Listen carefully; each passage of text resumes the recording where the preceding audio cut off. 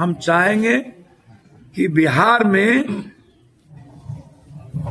गठबंधन के साथ चुनाव हो, लेकिन कांग्रेस नेतृत्व में। नमस्कार दोस्तों, मैं हूं अनूप श्रीवास्तव और आप देख रहे हैं यूपी न्यूज 9।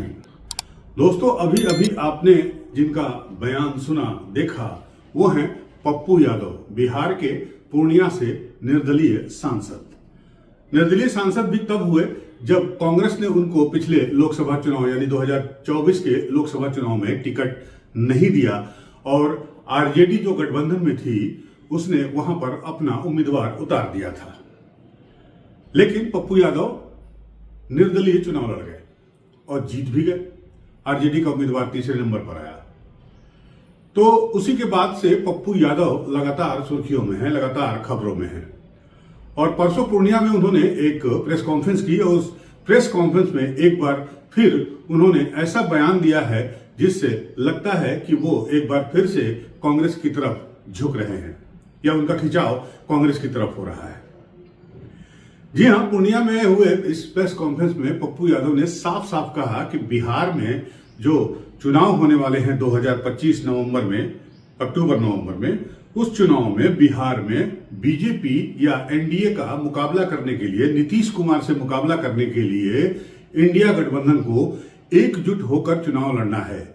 लेकिन एकजुट होकर ये गठबंधन चुनाव कांग्रेस के नेतृत्व में लड़े, उस कांग्रेस की जिसकी सीटें सबसे कम आई हैं अपने गठबंधन में। आरजेडी सबसे बड़ी पार्टी है, कांग्रेस दूसरे नंबर पर ही है। बाकी मार्क्सवादी कम्युनिस्ट पार्टी, भारतीय कम्युनिस्ट पार्टियों को भी और कम सीटें मिली हैं बिहार में, जो जैसा कि आपने चुनाव का परिदृश्य देखा है या चुनाव परिणाम को आप समझते हैं, जानते हैं। तो सवाल ये उठता है कि आखिर पप्पू यादव ने ये बात क्यों कही, क्यों वो चाहते हैं कि कांग्रेस एक बड़े भाई की भूमिका में रहे, जबकि उसी कांग्रेस से गठबंधन के लोग ही तमाम दूसरे स्टेट्स में अब थोड़ा थोड़ा कन्नी काट रहे हैं या प्रेशर टैक्टिस का इस्तेमाल कर रहे हैं, दबाव की राजनीति कर रहे हैं। ताजा बयान अभी उमर अब्दुल्ला का आया है जिसमें उन्होंने कहा है कि कांग्रेस को बिना मतलब ईवीएम मशीनों पर सवाल नहीं उठाने चाहिए। कांग्रेस जहां से जीत जाती है या लोकसभा चुनाव जीत गई तो उसके बारे में या मतलब ईवीएम के बारे में उसने कुछ नहीं कहा, लेकिन जहां वो चुनाव हार रही है वहां वो ईवीएम पर सवाल खड़े कर रही है।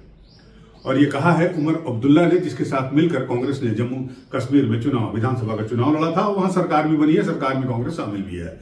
दूसरा उदाहरण सबसे बड़ा उत्तर प्रदेश का है, जहां अभी पिछले महीने 9 सीटों के विधानसभा के उपचुनाव संपन्न हुए और वहां पर भी अखिलेश यादव ने कांग्रेस को एक भी सीट नहीं दी या 2 सीटें ऐसी ऑफर की जहां से कांग्रेस जीत ही नहीं सकती थी और कांग्रेस ने चुनाव नहीं लड़ा।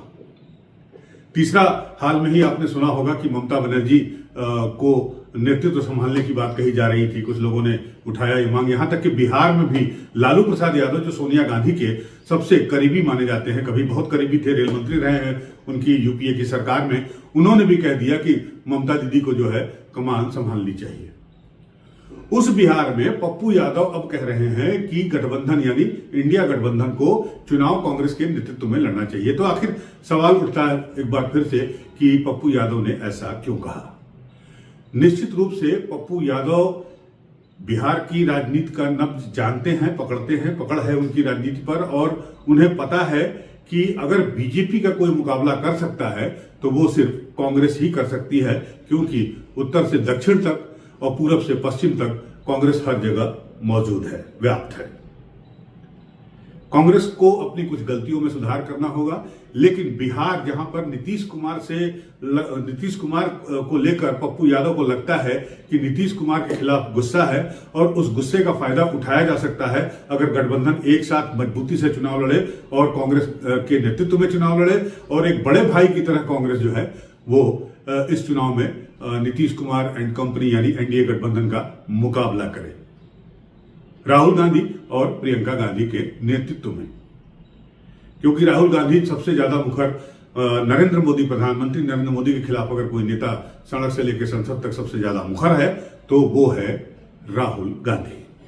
लेकिन क्या तेजस्वी यादव या दूसरे जो दल हैं वो पप्पू यादव के इस सुझाव को मानेंगे उस स्थिति में जब पप्पू यादव का संबंध जो है आरजेडी के नेताओं से अभी उतना अच्छा नहीं चल रहा है। निश्चित रूप से पप्पू यादव अपनी पैठ एक बार कांग्रेस में फिर से बनाना चाहते हैं। या ये भी हो सकता है कि पप्पू यादव कांग्रेस में, बिहार में कांग्रेस का एक चेहरा बनना चाहते हैं। बहरहाल जो भी हो, इस पर हमारी नजर बनी रहेगी, बिहार की राजनीति पर भी हमारी नजर बनी रहेगी। बिहार चुनाव को लेकर जो खबरें होंगी वो हम आप तक पहुंचाते रहेंगे। अगर आपको यह हमारा वीडियो अच्छा लगा हो तो आप हमारे चैनल को लाइक और सब्सक्राइब जरूर करिएगा। मिलते हैं आपसे अगले वीडियो में, तब तक के लिए।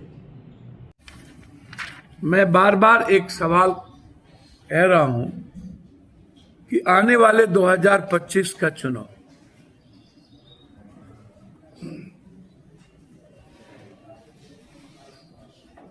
गठबंधन के तहत ही होगा, लेकिन मेरा मानना है यदि आप बिहार को एक मजबूत सरकार देना चाहते हैं और आप लंबे समय से ऐसे गठबंधन को हरियाणा और महाराष्ट्र से हमको सीख लेनी चाहिए। जो लोग हरियाणा और महाराष्ट्र से अभी भी सीख नहीं ले रहे, जिन क्षेत्रीय पार्टी के जिद के कारण आज ये स्थिति हुई, अब हम लोगों के सामने बिहार का चुनाव प्राथमिकता है। हम चाहेंगे गठबंधन हो, मुख्यमंत्री कोई हो, ये हमारे लिए मतलब नहीं है। युवाओं का वोट लेना चाहते हैं जो आज मात्र एक आवाज, राहुल गांधी जी, चाहे वो जाति जनगणना से जुड़ा सवाल हो, चाहे वो आरक्षण से जुड़ा सवाल हो, चाहे वो रोजगार से जुड़ा सवाल हो, चाहे वो किसानों से जुड़ा सवाल हो, यदि कोई सोल्जर है तो एकमात्र राहुल गांधी, जो सदन से लेकर तूफानों तक, सड़कों तक और मरने तक लड़ा। यदि आज नरेंद्र मोदी जी के जुमले, झूठ, तस्लीम और आतंक के खिलाफ लड़ने की कोई आवाज है तो मात्र राहुल गांधी और प्रियंका गांधी। हम चाहेंगे कि बिहार में गठबंधन के साथ चुनाव हो, लेकिन कांग्रेस नेतृत्व में, कांग्रेस के बड़े भाई के नेतृत्व में हो। गठबंधन के बाद जिन्हें मुख्यमंत्री बनना हो वो बने।